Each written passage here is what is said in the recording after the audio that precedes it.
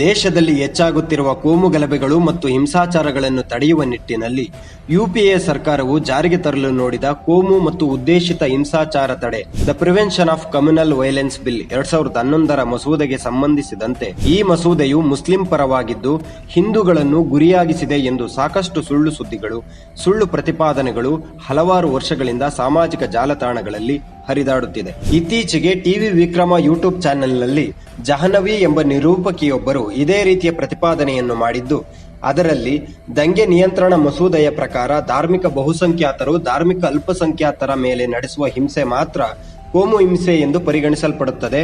ಅದೇ ಅಲ್ಪಸಂಖ್ಯಾತರು ಬಹುಸಂಖ್ಯಾತರ ಮೇಲೆ ನಡೆಸುವ ಹಿಂಸೆಯನ್ನು ಕೋಮು ಹಿಂಸೆ ಎಂದು ಪರಿಗಣಿಸಲಾಗುವುದಿಲ್ಲ.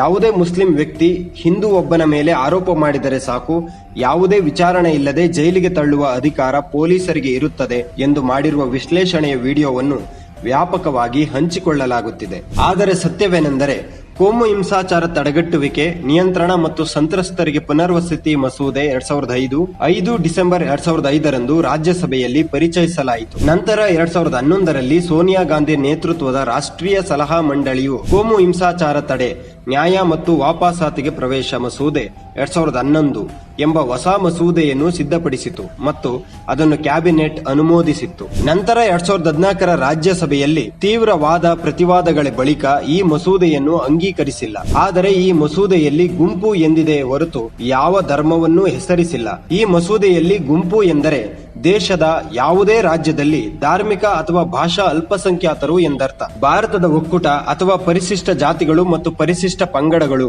ಭಾರತದ ಸಂವಿಧಾನದ ಅನುಚ್ಛೇದ 366ರ ಕಾಲಂಗಳು 24 ಮತ್ತು 25ರ ಅರ್ಥ ಎಂದು ಉಲ್ಲೇಖಿಸಿದೆಯೇ ಹೊರತು ಹಿಂದೂ ಮುಸ್ಲಿಂ ಎಂದು ಉಲ್ಲೇಖಿಸಿಲ್ಲ. ಇನ್ನು ಮಸೂದೆಯ ಪ್ರಕಾರ ಯಾವುದೇ ಹಿಂದೂ ನ್ಯಾಯಾಧೀಶರು ಕೋಮು ಗಲಭೆ ಪ್ರಕರಣವನ್ನು ನಡೆಸುವಂತಿಲ್ಲ ಮತ್ತು ಹಿಂದೂ ವಕೀಲರು ವಾದ ಸಹ ಮಾಡುವಂತಿಲ್ಲ ಎಂಬ ವಾದಕ್ಕೆ ಯಾವುದೇ ಉರುಳಿಲ್ಲ.